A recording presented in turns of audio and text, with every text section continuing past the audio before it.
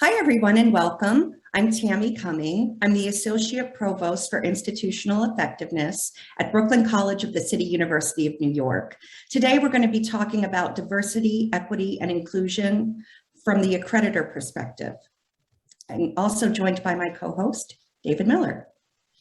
Hi, I'm David Miller from the University of Florida, where I am a professor in research and evaluation methods, and I'm also the school director in the College of Education of the School of Human Development and Organizational Studies and Education. And today we're very pleased to have as our guest Dr. Cynthia Jackson-Hammond, who is the president of the Council of Higher Education Accreditation. Thank you so very much for the greeting, and I look forward to our discussion today. Well, thank you so much for joining us. We really value your expertise. And I wanted to mention, I had attended your call for comment on August 23rd, and I was really taken with the standards and the thoughtfulness that are going into the standards for accreditation from your organization. And what was particularly interesting to me was the diversity, equity, inclusion. And I thought that it would be helpful to our audience to learn a little bit more about that and what CHEA is doing with respect to this issue with the standards. Thank you for the notation. CHEA has always been committed to diversity, equity, and inclusion. And last year, the Board of Directors approved CHEA's public statement and endorsed this action as their commitment to the expectations for accreditation organizations. I think we have all had that framework in the periphery, but we are just bringing it out full force to make sure that everyone understands the commitment and the necessity that we include diversity, equity, and inclusion in our accreditation standards.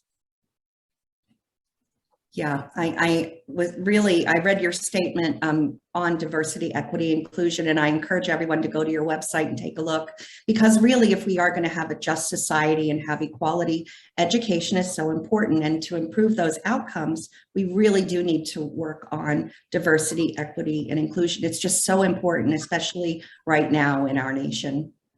Absolutely. And, you know, DEI for CHEA is now a standalone standard, and it's more explicit as to what we are expecting or requiring our CHEA recognized accrediting organizations to present as part of their platform. This demonstrates their commitment to ensure ethical practices as well.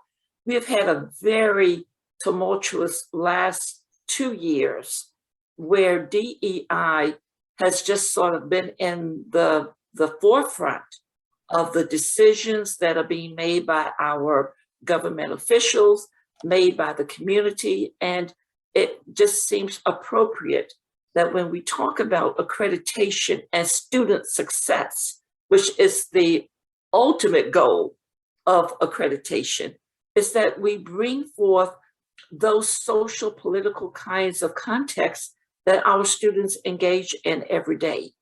It is the DEI portion of who they are that allows them to grow, to learn, and to be better, productive citizens in their communities. It sounds like a lot of good work going on here, and it sounds like quite a substantial change from where you've been in the past with the accreditation standards.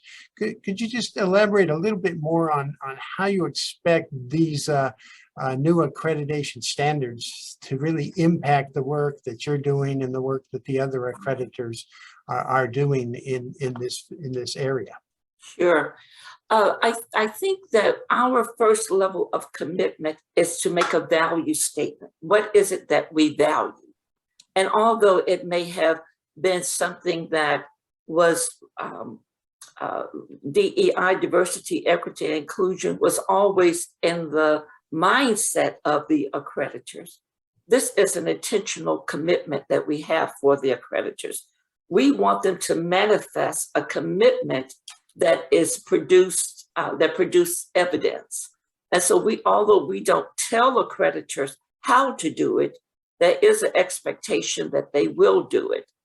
Additionally, as I sort of did a cursory of all of our CHEA recognized accreditors either at the institutional level or at the program level, I'm seeing more and more commitment in their standards and expectations for institutions to really think about this in a constructive and substantive way. How do you acknowledge diversity? How do you make sure that there's a fairness in higher education as it relates to student success? And how do you make sure that your doors are opened and inclusive, regardless of gender, regardless of religion, regardless of ethnic or cultural demographics? That is a commitment that we ask our accreditors to do, and in turn, they must manifest that within their accreditation standards. I think that's an interesting approach. I think you're probably right that commitment is a big key to this, and it shows the values we hold. And I think those values have been there in many of our accreditors and many of our universities and colleges, that you're in the direction that you're going now. You said you've seen and talked to some about this and looked at the work they're doing. I think the tough thing is going to be thinking about how we're going to measure this and what does that really mean in a concrete way. Are you seeing any particular ways that people are leaning toward now in thinking about this problem? Yeah, David, that's a good question. And of course, DEI can be measured in a variety of ways. There is not one matrix that you use to cover all of those particular kinds of facets. So as I engage with different conferences, I'm seeing accreditors have that conversation, and it starts with a conversation. Mm-hmm. It starts with an engagement. It's not one of those impacts that just is done with a stroke of a pen. There must be a philosophical shift that leads to value and commitment. And from that philosophical shift of what, why, when we do things, leads to more inclusiveness, more engagement, and then evidence of how that manifests itself will come forth.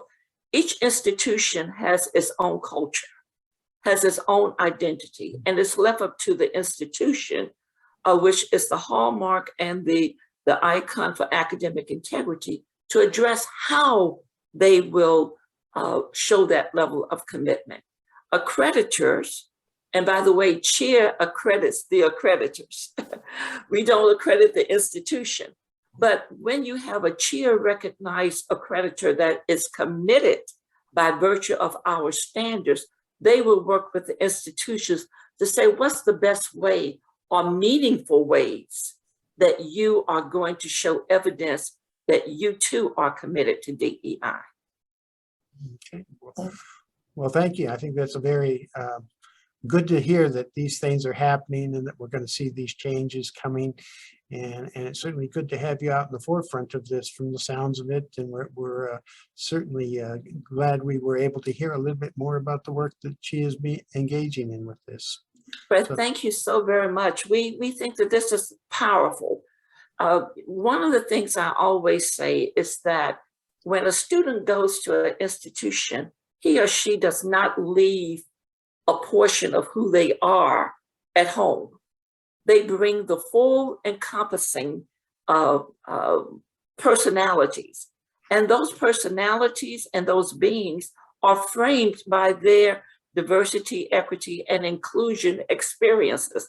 So use that as a values tool to make sure that they are successful. And ultimately, that's what we want. We want students to be successful in whatever they choose to do beyond the college experience. Yeah, thank you. We couldn't agree with you more. Thank you so much. This has been a really rich, important conversation, and I think that I'm excited to see where this goes and the impact in the future.